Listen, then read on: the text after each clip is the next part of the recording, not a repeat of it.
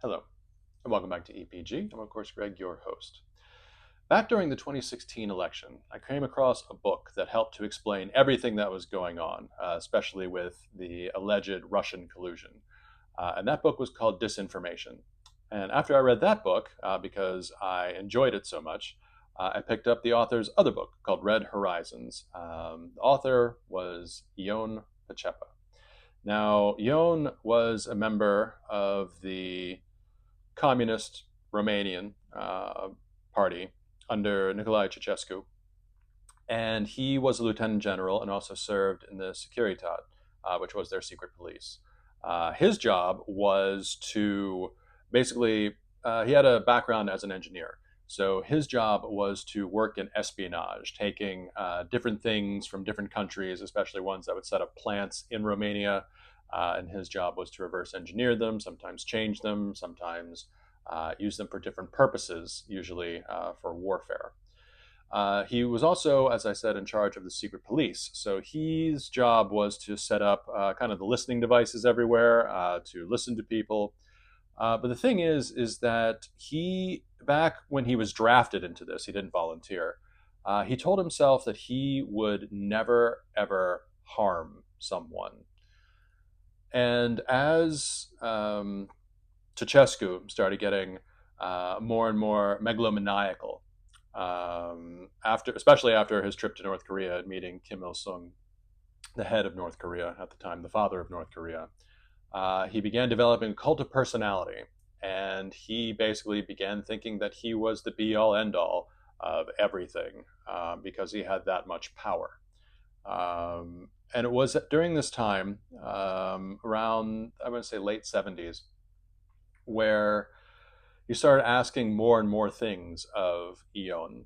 And the thing that set Ion over the edge was when Ceausescu asked him to plant a car bomb to kill the head of Radio Free Europe. That was doing reports about Romania and Ceausescu and all the crazy stuff that he was getting up to, which, if you're interested, is in the book Red Horizons, very detailed accounts of it. But anyway, so Ion went back to his apartment, and the only friend that he had during this whole time, because especially in communist Romania, nobody was your friend, even other people in government, because it was always about what they could get on you and basically how could they use you. So anyway, his only friend was a portrait that he had hanging in his apartment. And I was looking at that portrait, the one that he had told secrets to for 30 years when he was involved with this secret police. He decided right then and there that he was going to defect to the US because he wasn't going to kill anybody, especially not for Ceausescu. So on a routine trip to West Germany, he basically went up to a bewildered Marine at the U.S. Embassy and said, I am a lieutenant general for the Romanian secret police, and I would like to defect.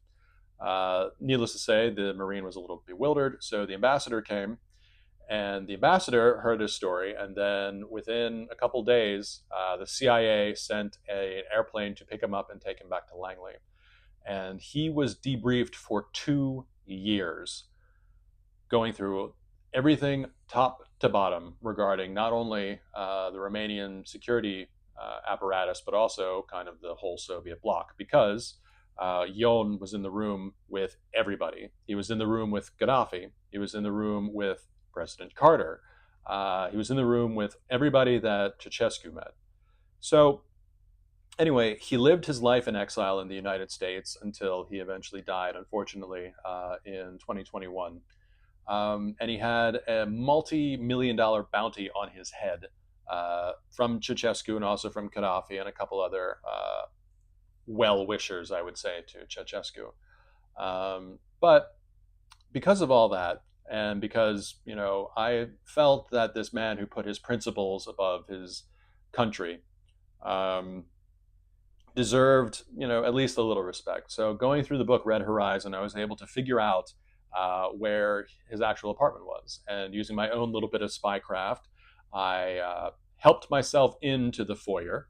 I put my hand upon his door, and I thanked him for his service, not only to the United States, but also to the world.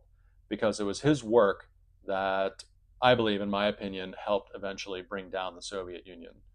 Um, and yeah, it was a very important and special thing that I did in order to get into Bucharest and then walk around and able to find his place and just offer, my gratitude for a man that I would never meet, but really affected kind of the whole world.